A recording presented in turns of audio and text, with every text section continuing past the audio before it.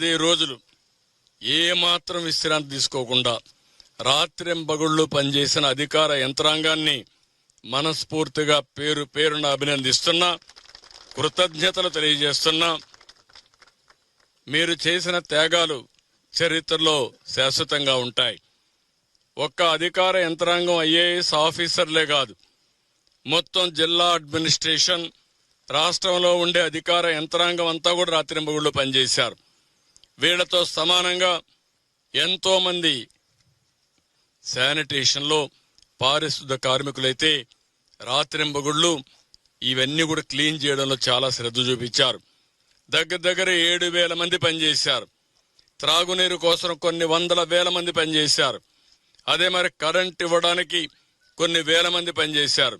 ఈ విధంగా మనం ఆలోచిస్తే ఫుడ్ పాకెట్స్ అయితే కొన్ని లక్షల ఫుడ్ పాకెట్స్ ఎవ్రీడే సరఫరా చేయడం కోసం పెద్ద ఎత్తున శ్రమ చేశారు. ఒక మాటలో చెప్పాలంటే ప్రజలందరూ సహకరించారు. మనసుండే ప్రతి ఒక్కరు దృష్టి పెట్టారు.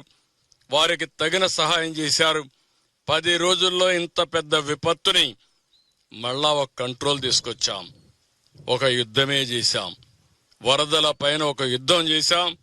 ఎవరైతే విద్వేషాలు రెచ్చగొట్టి వారు అధికారంలో ఉన్నప్పుడు చాలా వరకు దుర్మార్గంగా ప్రవర్తించి, నిర్లక్ష్యంగా ప్రవర్తించి ఈ గండులకు కారణమైన అవన్నీ పూడ్చాం.